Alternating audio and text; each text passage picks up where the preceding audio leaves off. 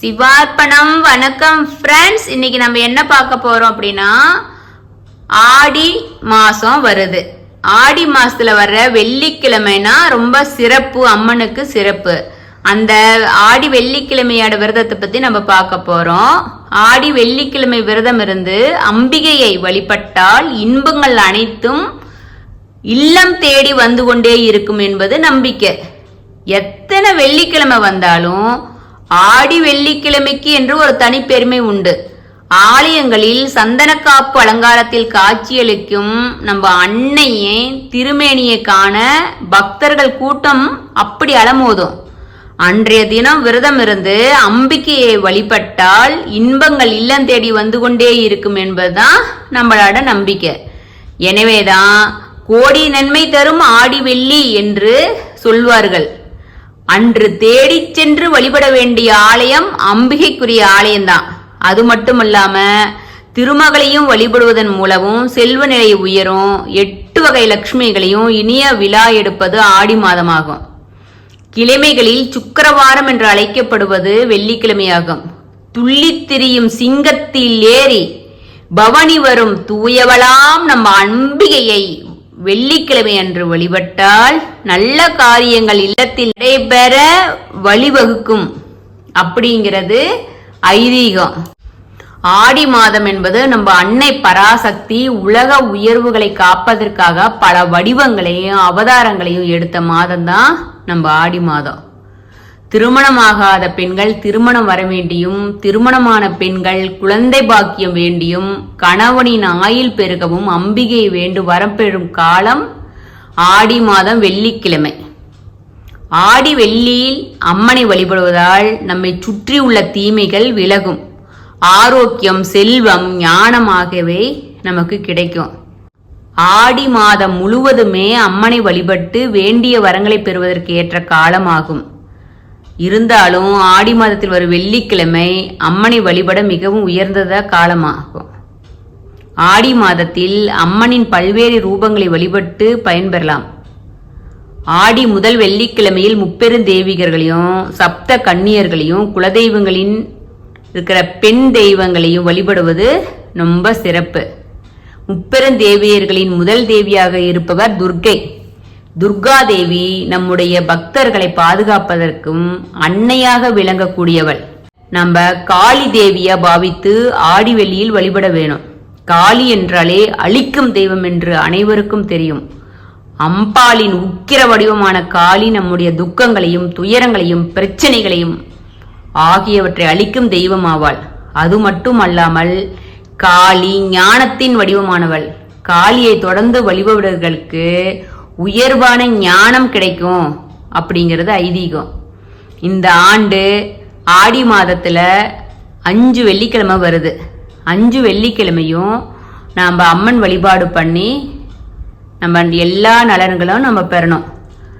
கோயிலுக்கு போக முடியாதவங்க வீட்டில் காளிப்படம் இருந்தால் அதையே, அல்லது அம்பிகையின் நம்ம காளிப்படம் தான் வேணும்னு இல்லை, ஏதோ ஒரு நம்ம குலதெய்வம் படமா இருந்தாலும் சரி அம்பிகையின் படத்தை எடுத்துக்கணும். ஒரு மனை அமைச்சு சிவப்பு நிற துணி விரித்து அல்லதில் கோலமிட்டு அம்மனின் படத்தை வைத்து சிவப்பு நிற மலர்களால் அலங்கரிக்கணும். பிறகு சர்க்கரை பொங்கல், பாயாசம் போன்ற ஏதாவது ஒரு இனிப்பு செய்து சாமிக்கு படைக்கணும். அம்பிகையின் முன் வெற்றிலை அல்லது ஒரு காகிதம் வைத்து காளி தேவிக்குரிய மந்திரங்களை சொல்லி குங்குமம் அல்லது மலர்களால் அர்ச்சனை செய்யணும். நம்ம காளி தேவியோட மந்திரம் என்ன? ஓம் ஸ்ரீ மகா காளிகாயை நமகா, ஓம் ஸ்ரீ மகா காளிகாயை நமக அப்படின்னும், ஓம் கிரீம் காளிகாயை நமகா, ஓம் கிரீம் காளிகாயை நமகா அப்படின்னு இந்த 2 மந்திரத்துல ஏதாவது ஒரு மந்திரத்தை 54 முறை சொல்லி அர்ச்சனை செய்யணும். நீங்க அர்ச்சனை செஞ்ச இந்த குங்குமத்தை நாம் தினமும் வீட்டில் வச்சுக்கிட்டு நெற்றியில இட்டுக்கிட்டு ரொம்ப சிறப்பு. அப்படி நீங்க பூவில் அர்ச்சனை பண்ணி இருந்தா அந்த பூவை தலையில வச்சுக்கோங்க. மீதி சாமி பாதத்திலேயே இருக்கட்டும். பிறகு தூப தீப ஆராதனை காட்டி பிரசாதத்தில் மற்றவர்களுக்கு கொடுப்பது நாமும் சாப்பிடலாம். இந்த வழிபாட்டினை ஆடி முதல் வெள்ளிக்கிழமை துவங்கி 9 வெள்ளிக்கிழமை செய்யறது சிறப்பு. அப்படி இல்லைன்னா ஆடியில வர்ற அந்த 5 வெள்ளிக்கிழமைனாச்சும் நீங்க பண்ணுனீங்கன்னா உங்களோட வேண்டுதல் நிறைவேறும். இந்த வழிபாட்டை தொடர்ந்து வெள்ளிக்கிழமைகளை செய்து வந்தால் திருமணம் ஆகாதவர்களுக்கு திருமணம் நடைபெறும், குழந்தை பேர் இல்லாதவர்களுக்கு குழந்தை பாக்கியம் கிடைக்கும், நல்ல ஞானம் கிடைக்கும், உடலில் என்ன நோய் இருந்தாலும் அது நீங்கும். அம்மன் இந்த மந்திரத்தை உச்சரிக்கும் போது அதனால் ஏற்படும் அதிர்வலைகளால் உடலில் பல மாற்றங்கள் ஏற்படும். அதன் விளைவாக குழந்தை பாக்கியம் தள்ளி போகிறவர்கள், நோயால் பாதிக்கப்பட்டவர்களுக்கு நல்ல பலன் கிடைக்கும். இதை அது மாதிரி பூஜை பண்ணி பலன் அடைஞ்சவங்க சொல்லியிருக்காங்க.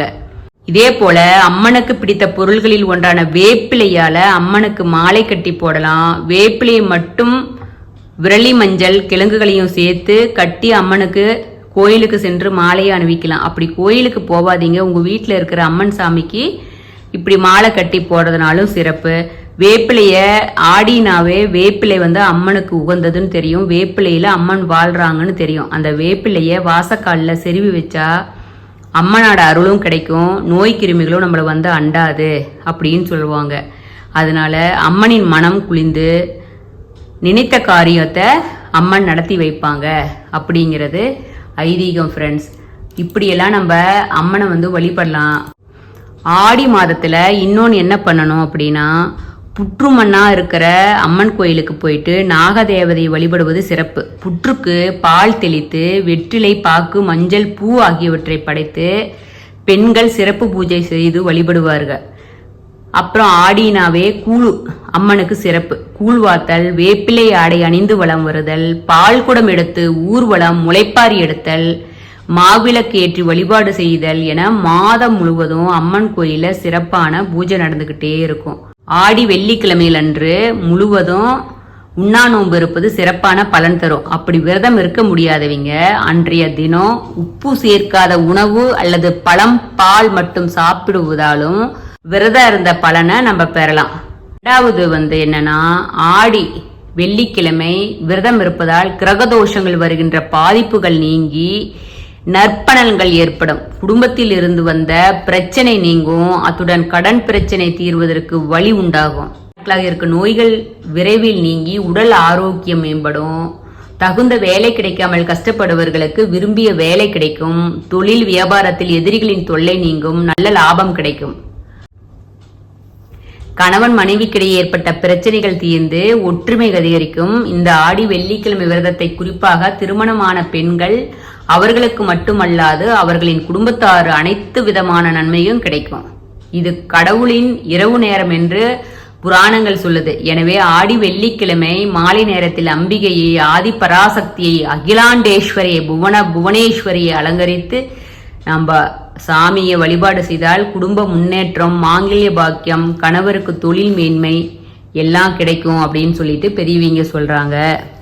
ஆடி வெள்ளிக்கிழமையில 5 வாரம் நம்ம என்னென்ன பண்ணணும்னு சொல்லிட்டு நம்ம பார்க்கலாம்.